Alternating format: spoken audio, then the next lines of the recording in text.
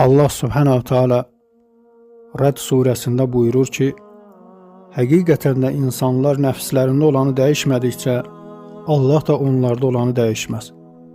Dəyərli müsəlmanlar, buna diqqət edin.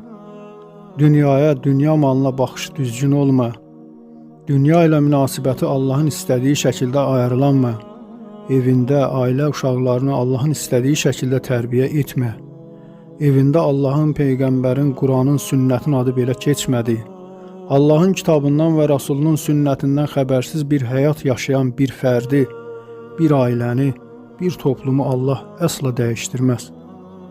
İnsanlar sevdikləri qəflət həyatlarından, İslamdan, uzaq həyatlarından narahat olmadıqca, Allahın onlar üçün nizam verdiyi həyat nizamını qəbul etmədikcə, Allah onları əsla dəyişdirməz. Biz öncə özümüz dəyişilmək istəyəcəyik ki, Allah da bizi dəyişdirəcək. Biz öncə Allahın kitabı ilə, Rasulunun sünnəti ilə yaxından tanış olacağıq. Həyatımızı büsbütün onunla idarə etməyə çalışacağıq ki, Allah bizi düzəltsin. Bax, İslamı dəyişimin qaydası da budur. Küfrün və şirkin də dəyişim anlayışları vardır.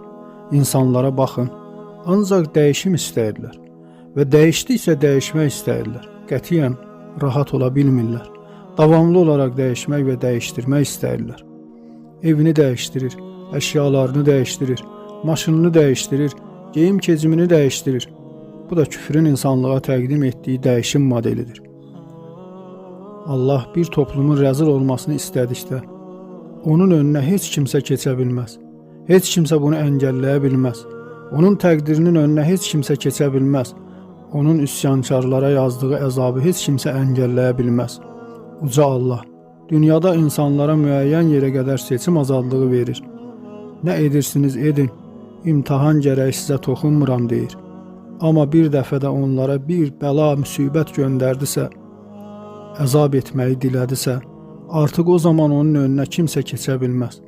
Onlar üçün Allahdan başqa himayədar da tapılmaz. Biz sadəcə xatırladırıq. Gerisini siz düşünün. Peşmançılığın heç bir fayda vermədiyi gün mütləq gələcək. Mütləq. Tələs, Allaha dön və qurtul.